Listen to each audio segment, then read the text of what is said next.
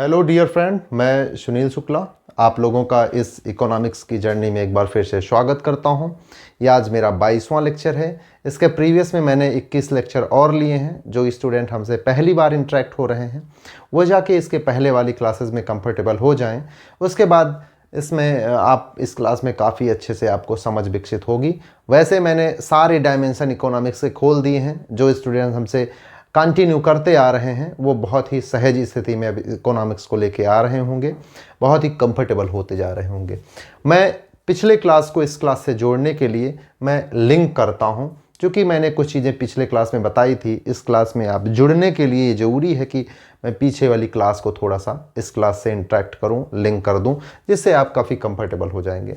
देखें, जब average demand और एवरेज संतुलन, एवरेज सप्लाई संतुलन की स्थिति में है, यानी मांग और आपूर्ति जब संतुलन की स्थिति में होते हैं, तब ये माना जा सकता है, हम और आप ये मान सकते हैं कि बहुत अच्छी स्थिति है। यानी जितनी मांग है उतनी सप्लाई है, बहुत अच्छी स्थिति है। लेकिन इस केस में होता क्या है, इस केस में क्या होगा कि वस्तुओं की कीमत जो है नियत रहेगी, स्थिर रहेगी। वस्तु की कीमत जो है स्थिर रहेगी। स्थिर रहने से आप मुझे बताएं, यदि किसी वस्तु की कीमत अगर ना बढ़ रही हो, स्थिर हो, तो क्या आप उस वस्तु को बनाना पसंद करेंगे? नहीं बनाना पसंद करेंगे। यानी ये केस भी फ्लॉप हो जाता है जब आप इस केस में पहुंचेंगे तो। लेकिन इस केस में पहुंचना ही इतना संभव नहीं है। आप जब इस केस में पहुंचेंगे तो ये केस भी आपको फ्लॉप लगने लगेगा। और फिर दूसरा केस मैं आपको पकड़ता हूं। दूसरा केस, एवरेज डिमांड जब ज़्यादा है सप्लाई से, तो यहां पे क्या होगा?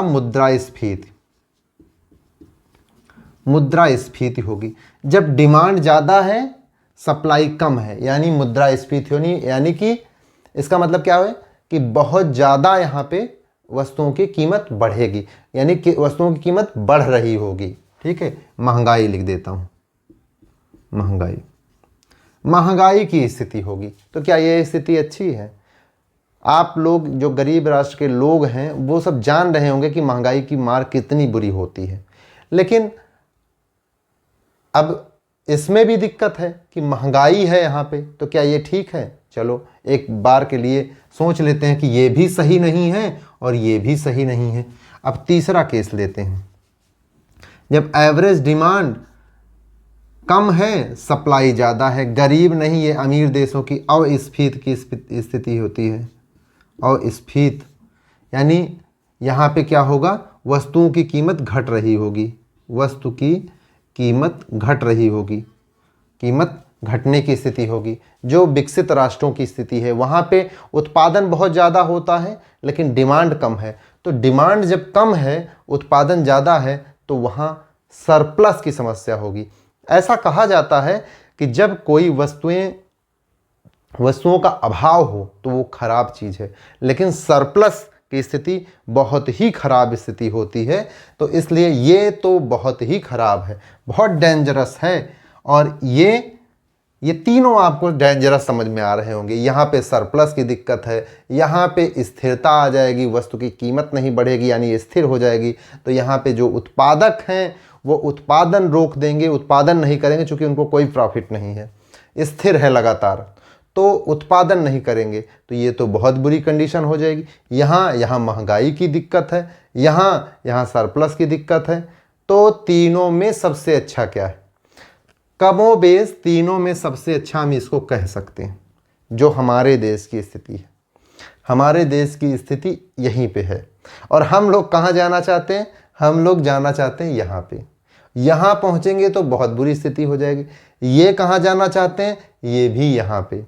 ये यहाँ पे जाएंगे तो इनकी भी बुरी स्थिति हो जाएगी। यानी हर आदमी यहाँ पहुँचना चाहता है, यहाँ पहुँचने के बाद सीधा खाई है। यहाँ जाने के बाद आप समाप्ति की तरफ जाएंगे लेकिन आप वहाँ जल्दी पहुँच नहीं पाएंगे। तो आप ये समझ रहे होंगे कि इकोनॉमिक्स कितना डायनेमिक सब्जेक्ट है। अब यहाँ से 2 चैप्टर में जो लेके चला था यहाँ पे ख़त्म होते हैं। तो अब सुनिए, अब मैं 2 चैप्टर और शुरू करने जा रहा हूँ।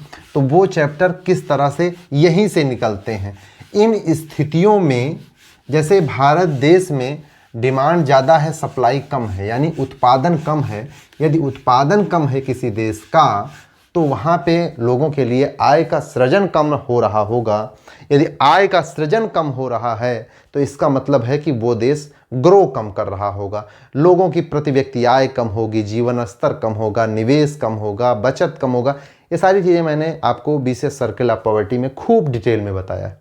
जो लोग मुझसे पीछे से जुड़े हुए हैं वो बहुत ही सहज ढंग से समझ पा रहे हैं। मैं तो कहता हूं कि मेरे साथ यदि मेरे 60, 70, 75 लेक्चर होने वाले हैं, यदि आप मुझे 70, 75 दिन का टाइम दे देंगे तो आपको जीवन में कभी इकोनॉमिक्स को लेकर दिक्कत नहीं होगी। आप किसी भी बुक को पढ़ेंगे तो आप बहुत ही सहजता से पढ़ रहे होंगे। कोई भी टॉपिक जो अकॉर्डिंग सिलेबस है वो आपसे दूर नहीं जा रहा होगा। आप नियमित हमसे जुड़े रहें और इसमें आपको बहुत ही सहज स्थिति में मैं ला दूंगा। तो हम आपको बता रहे थे कि अब कैसे हम अगला 2 चैप्टर शुरू करने जा रहा हूं। ये जो 3 कंडीशन मैंने बताया था कि डिमांड और सप्लाई संतुलन की स्थिति में है, डिमांड ज़्यादा है सप्लाई कम यानी मुद्रास्फीति की स्थिति में है, डिमांड कम है सप्लाई ज़्यादा यानी अस्फीति की स्थिति में है। इन तीनों स्थितियों को बैलेंस करने के लिए कोई भी गवर्नमेंट 2 प्रकार की व्यवस्थाओं से इनको चलाता है। तो पहली स्थिति जो है कैसे इनको मेंटेन करता है तीनों स्टेप को, तो पहला है राजकोषीय नीति, राजकोषीय नीति, और दूसरा है मौद्रिक नीति। ये दोनों चैप्टर हैं, ठीक है। अब मैं आपको समझ में आ गया हो कि मैं सिलेबस कैसे पढ़ाता हूं। राजकोषीय नीति और मौद्रिक नीति ये दोनों चैप्टर अलग अलग हैं। ये दोनों बहुत बड़े बड़े चैप्टर हैं आपके इकोनॉमिक्स पोर्शन के। मैंने अब देखें राजकोषीय नीति, मैं पहले राजकोषीय नीति पढ़ाना शुरू करता हूँ। धीरे धीरे आप लोगों को बिल्कुल सहजता से सारी चीज़ें समझ में आती चली जाएंगी। राजकोषीय नीति में क्या क्या चीज़ें आती हैं मैं इसको आपको बताता हूँ।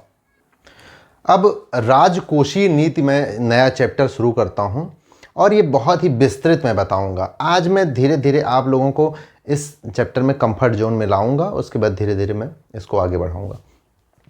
राजकोषीय नीति का से तात्पर्य क्या है कि देखिए केंद्र सरकार होती है, जैसे मान लें कि कोई केंद्र सरकार है, ये हमारे देश का गार्जियन है केंद्र सरकार, ठीक है। केंद्र सरकार ये हमारे देश का गार्जियन है। अब गार्जियन के पास, जैसे आपके घर में कोई गार्जियन हो तो उसकी कुछ जिम्मेदारियां होंगी, वो अपने परिवार को आगे ले चले। परिवार को आगे ले चलने के लिए क्या करना पड़ेगा, उसको कुछ अर्निंग करनी पड़ेगी, आय होगी कुछ, और आय करेगा तो लोगों के ऊपर कुछ व्यय करेगा, जिससे उसका परिवार ठीक ढंग से आगे बढ़ता है और परिवार ग्रो करता है। उसी तरह सरकार की स्थिति भी होती है।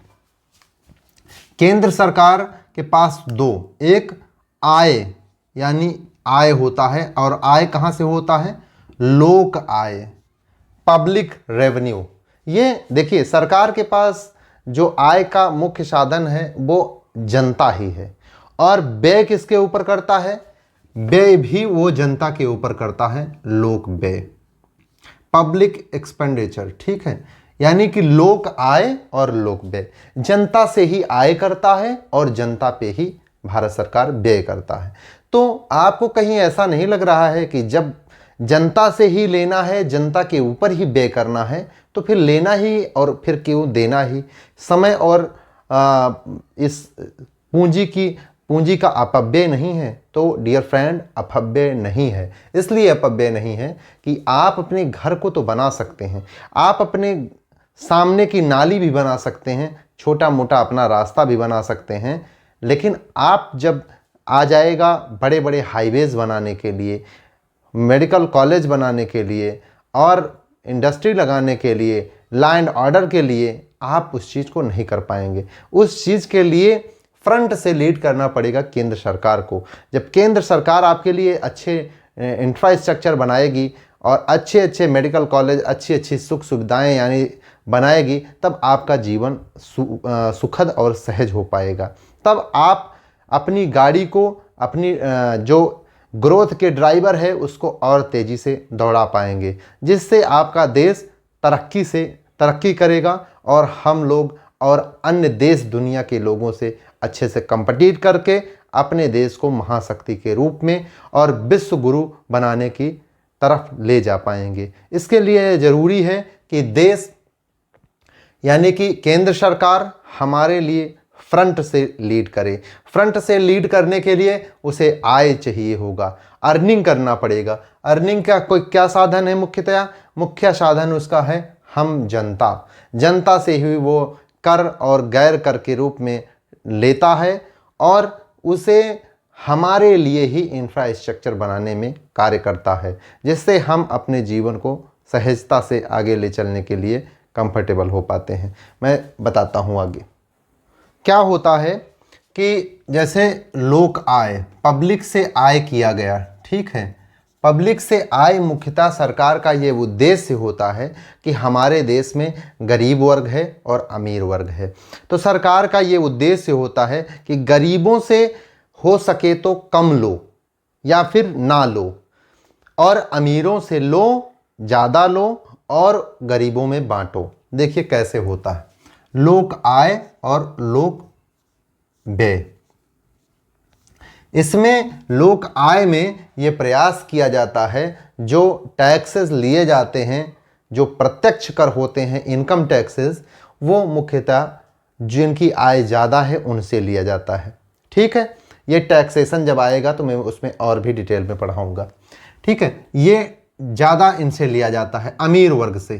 ठीक है, गरीबों से नहीं लेने का प्रयास किया जाता है, लेकिन जो अप्रत्यक्ष कर हैं उसमें उनसे भी लिया जाता है। जो वस्तुओं का उपभोग करते हैं उसमें पे करते हैं। ये फिर देते हैं, क्या करते हैं, लोक व्यय। ये यहाँ से पैसा लेके, इन लोगों से पैसा लेकर ये किसके लिए खर्चा किया जाता है? मुख्यतः ये खर्चा पूरे देश की जनता के लिए किया जाता है, लेकिन उसमें भी ये प्रयास किया जाता है कि जो गरीब वर्ग है उनके ऊपर ज़्यादा खर्चा किया जाए, जैसे उनके लिए एक पॉलिसी बनाकर, उनको सब्सिडी देकर। लेकिन जैसे अब अमीरों को भी इससे काफ़ी बेनिफिट मिलता है, जैसे लॉ एंड ऑर्डर में जो खर्चे होते हैं, रोड में, हॉस्पिटल में, स्कूल में, यूनिवर्सिटीज़ में, जो ऐसे इंफ्रास्ट्रक्चर में खर्चा होते हैं उनका लाभ सभी लोग लेते हैं। लेकिन सरकार का जो इंटेंशन है वो यही रहता है कि अमीर वर्ग से लिया जाए और गरीबों और पूरे देश को साथ में आगे लेके चला जाए। जो हमारे यहाँ डिस्टेंस बनता जा रहा है अमीर और गरीब के बीच में, तो अमीर को बिना डिस्टर्ब किए गरीबों को ऊपर लाया जाए। इसके लिए भी हम लोग लोक आय और लोक व्यय का एक अच्छा यूज करके देश को आगे की तरफ ले जाने का प्रयास करते हैं। अब देखें किस तरह से सरकार जब आगे से काम करती है। जैसे सरकार ने क्या किया, सरकार देखिए सबसे पहले सरकार आ गई, ये सबसे पहले फ्रंट से लीड करना पड़ेगा। यदि सरकार अच्छे से काम नहीं कर रही है तो वहाँ पे किसी भी चीज़ का काम अच्छे से नहीं हो पाएगा। देखें सरकार जब अच्छे से काम करती है तो हमारे बीच में आते हैं सप्लायर। ये क्या है? According to classical theory of economics, ये कहता है, जो से का बाजार नियम ये कहता है कि सप्लायर हमारे देश के यानी गरीब देशों के, मुख्यतः जब स्थिति खराब नहीं रहती है तो अमीर देशों में भी जो सप्लायर होते हैं वही देश के ड्राइवर के रूप में काम करते हैं। देश में ड्राइवर से मतलब ये है कि ये आगे से उत्पादन करते हैं। उत्पादन ही वो साधन है जिससे लोगों को तरक्की की ओर ले जाया जा सकता है। जैसे आप सोचें कि आप यहाँ पे उत्पादन करेंगे तो कुछ लोगों के लिए आय का सृजन होगा। कुछ लोगों में जैसे एक तो उद्यमी के लिए आय का सृजन होगा, दूसरा वो जो लैंड एक्युपाई की गई है उनके लिए आय का सृजन किया जाएगा, और जो वहाँ पे लेबर हैं उनके लिए आय का सृजन होगा, और जो कैपिटल वहाँ पे आई है कैपिटल देने वालों के लिए भी एक प्रकार का आय का सृजन होगा। यानी उत्पादन से बहुत लोगों में, उसके द्वारा जो उत्पादन होता है उससे आय का सृजन होता है तो लोगों में बढ़ता है। तो सप्लायर जब उत्पादन करेंगे तो लोगों की आय बढ़ेगी, इससे देश बढ़ेगा। इसलिए हमारे देश में जो according to classical theory of economics को ही फॉलो किया जाता है, यानी से के बाजार नियम को फॉलो करके हम लोग के देश को आगे बढ़ाने की जो प्रक्रिया है उसमें हम लोग सहयोग कर रहे हैं, और यही नियम हर जगह काम करता है। केन्स की थियरी तब अप्लाई की जाती है अमीर देशों में, विकसित राष्ट्रों में, जब वहाँ की अर्थव्यवस्था गड़बड़ होने लगती है, यानी मंदी का जब उनको आशंका होता है तब वो लोग जो है केन्सियन थियरी को जो है फॉलो करते हैं, अदरवाइज वो भी क्लासिकल थियरी को ही फॉलो करते हैं। अब सप्लायर जब आगे से फ्रंट में वो लीड करेंगे और काम करना शुरू करेंगे, काम करेंगे यानी उत्पादन करेंगे, तब उसमें फिर होगा क्या, फिर उपभोक्ता मांग करेंगे।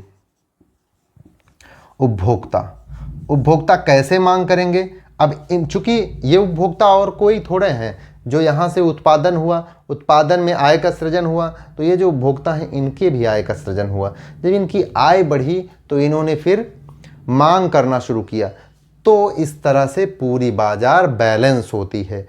जो हमारे उद्देश्य से थे AD बराबर AS, संतुलन की स्थिति में, ऐसी स्थितियों को प्राप्त करने के लिए हमारे लिए इस तरह की व्यवस्था सरकार अपने स्तर से बनाती है, फिर इनके लिए व्यवस्था बनाती है, तो ये उत्पादन करते हैं। जब उत्पादन करेंगे तो आय का सृजन होगा, आय का सृजन होगा तो ये हमारे जो उपभोक्ता हैं ये मांग करेंगे, तो हम लोगों की जो समस्याएं हैं वो दूर होती हैं। समझ गए?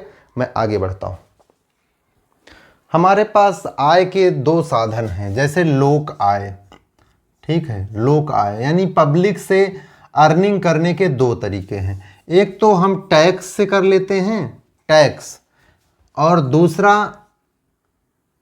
नॉन टैक्स, यानी एक कर से, दूसरा गैर कर से। कर क्या है और गैर कर क्या है? कर से तात्पर्य जो टैक्सेस लगते हैं, जैसे प्रत्यक्ष कर या अप्रत्यक्ष कर। जैसे आपके अर्निंग, आपने इनकम हुआ आपका, तो उस पे जो टैक्स लगा, ठीक है, और जो आपने वस्तुएं खरीदी उस पे जो टैक्स लगा, वो सारे टैक्स में आते हैं। मैं इसको भी बताऊंगा डिटेल में। और नॉन टैक्स क्या होते हैं? ये इस पे टैक्स नहीं, जैसे ये मान लीजिए आप कहीं जा रहे हैं, ड्राइविंग लाइसेंस आपने बनवाने के लिए गए, तो वहाँ पे कुछ शुल्क लग गया ड्राइविंग लाइसेंस का, ठीक है। ड्राइविंग लाइसेंस में आपको एक शुल्क लग गया, तो वो एक प्रकार का गैर कर हो गया है, टैक्स तो है नहीं, कोई गैर कर हो गया।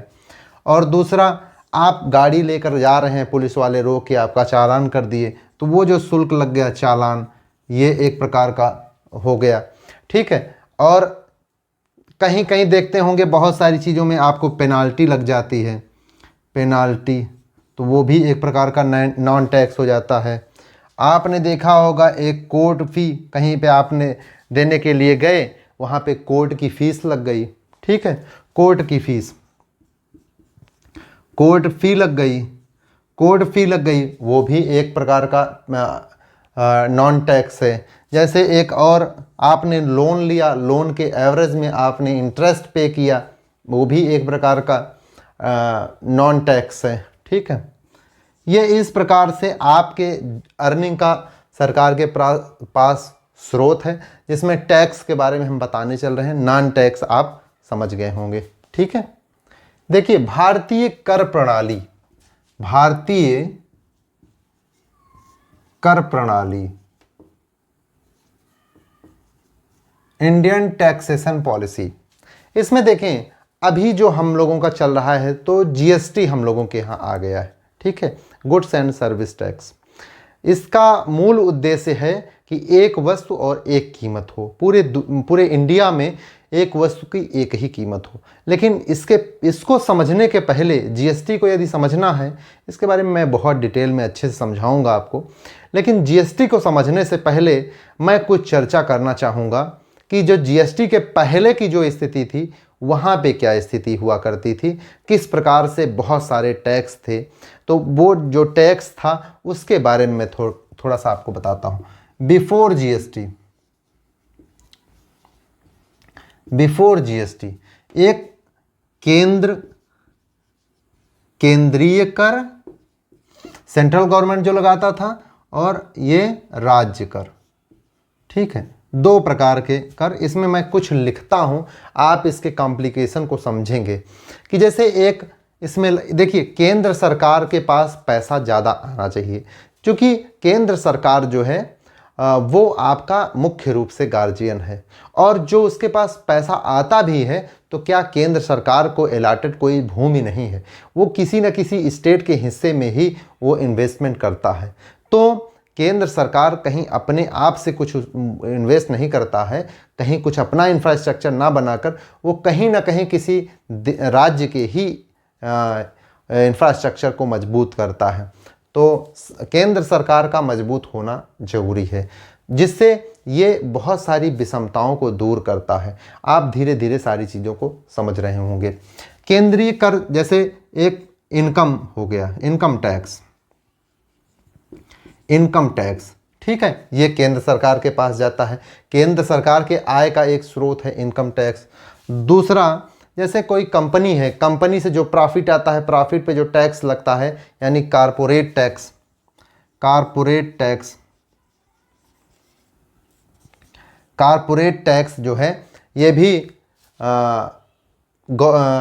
सेंट्रल गवर्नमेंट के पास जाता है। तीसरा मान लीजिए सीमा शुल्क, सीमा शुल्क, सीमा शुल्क, ये भी सरकार के पास जाता है।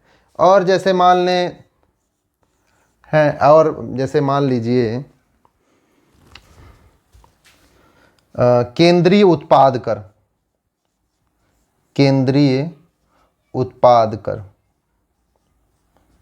सेंट्रल गवर्नमेंट केंद्रीय उत्पाद कर लगाती है।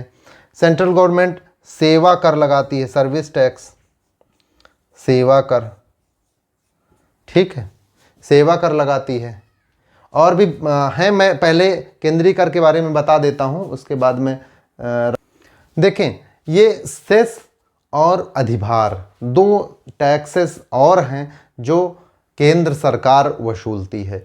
सेस और अधिभार के बारे में मैं आपको बताऊंगा कि ये कैसे क्या होता है, लेकिन आप ये जान लें कि सेस और अधिभार दो, और ये बहुत सारे ऐसे हैं कि जो केंद्र सरकार वसूलती है। अब राज्य सरकार को हम बताते हैं कि राज्य सरकार कहाँ कहाँ पे उत्पाद कहाँ कहाँ पे वसूलती है, उसके पास आय के क्या क्या स्रोत हैं, ठीक है, मैं लिख देता हूँ, उसके बाद डिक्टेट कर। स्टेट के आय के क्या क्या साधन हैं, एक वैट है, वैल्यू एडेड टैक्स, ठीक है, वैल्यू एडेड टैक्स, इसकी वजह से ही वस्तुओं की कीमत हर जगह हर स्टेट में भिन्न भिन्न हो जाती थी।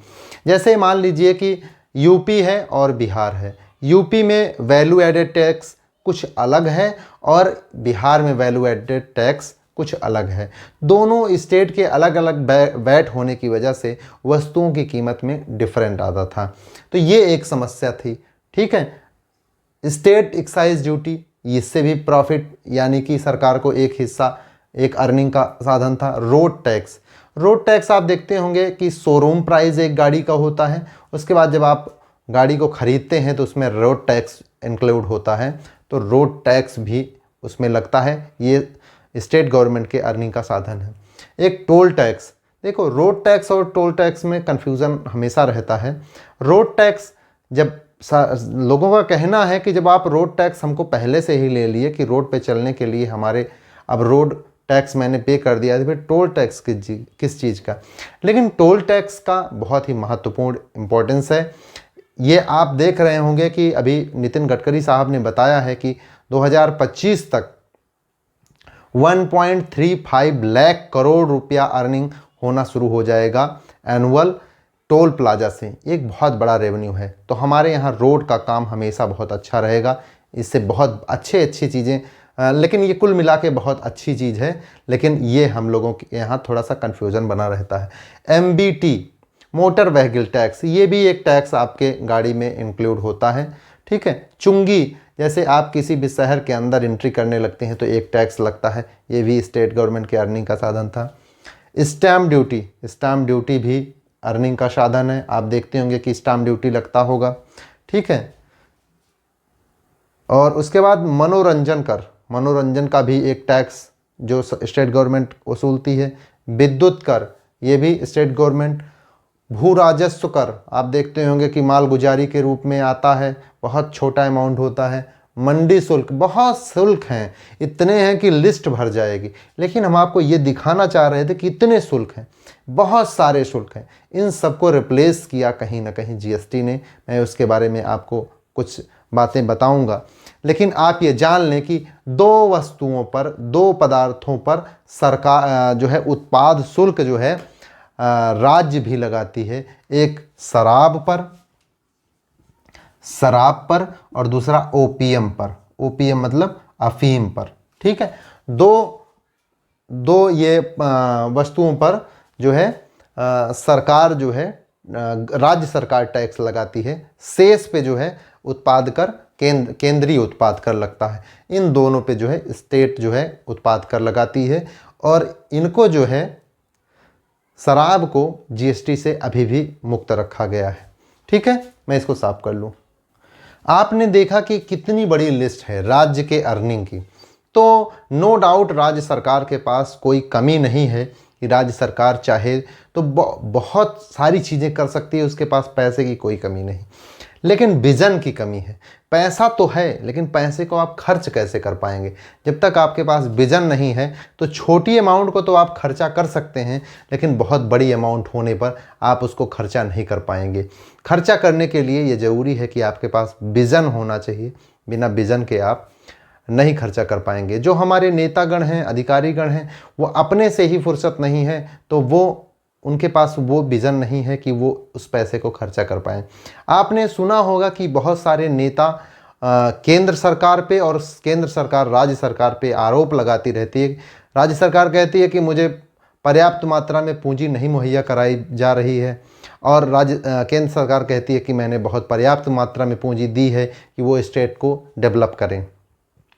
कहीं ना कहीं दोनों के बीच में भ्रांतियां बनी रहती हैं। लेकिन जो देखने में आता है, जैसे एक चीज़ तो ये है, चूँकि राजनीति ऐसी चीज़ है कि एक दूसरे के टांग खींचने में ही लोग ज़्यादा व्यस्त हैं। उनको देश से स्पेशली कोई उतना विशेष लगाव नहीं रहता है जितना वो अपनी कुर्सी से लगाव रखते हैं।